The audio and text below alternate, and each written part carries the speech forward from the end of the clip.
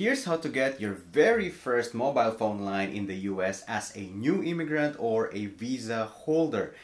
In this video, I'm going to talk about postpaid plans, why I recommend getting a prepaid mobile phone line, what are the requirements to apply, and if you stick to the end of this video, I am going to share with you my recommended network provider.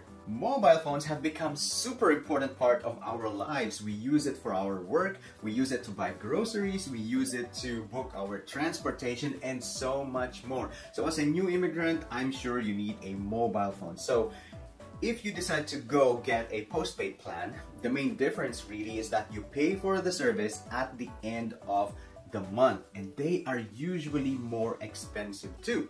They are a little bit more difficult to apply for because they will ask for the following requirements: your social security number for the credit check.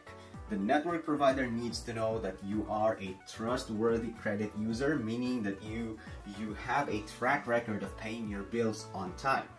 You also need to show your proof of income, meaning your pay stub, or if you have a certificate of employment from your employer. And lastly, they may also require deposit for your device and your plan.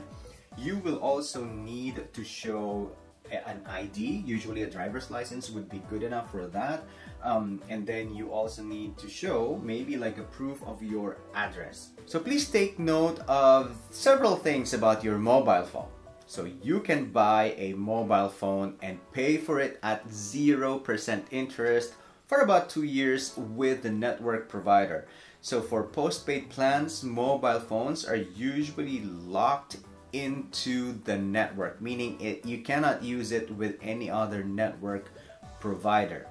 And when you buy a mobile phone, you can buy two types of mobile phones depending on the network that you use: a GSM phone or a CDMA phone.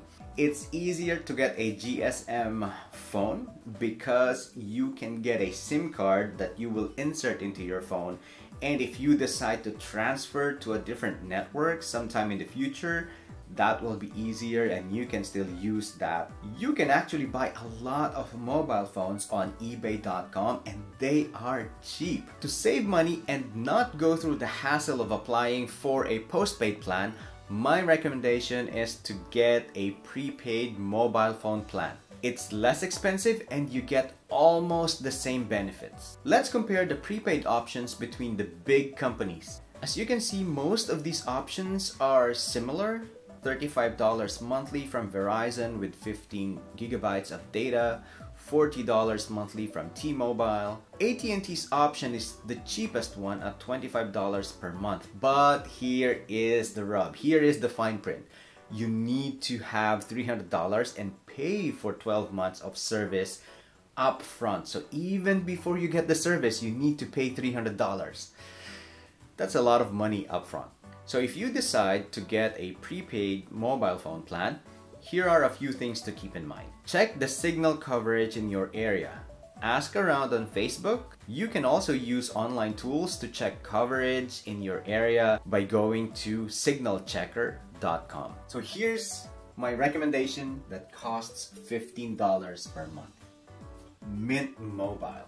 So I've been with Mint Mobile for almost a year now and it's been good. It runs on the T-Mobile network. You can choose from their plans for what works great for you. So sign up using this link on your screen. It's also in the description box of this video below, and you can enjoy unlimited data for the first 3 months. And then after that, you can choose which plan you prefer.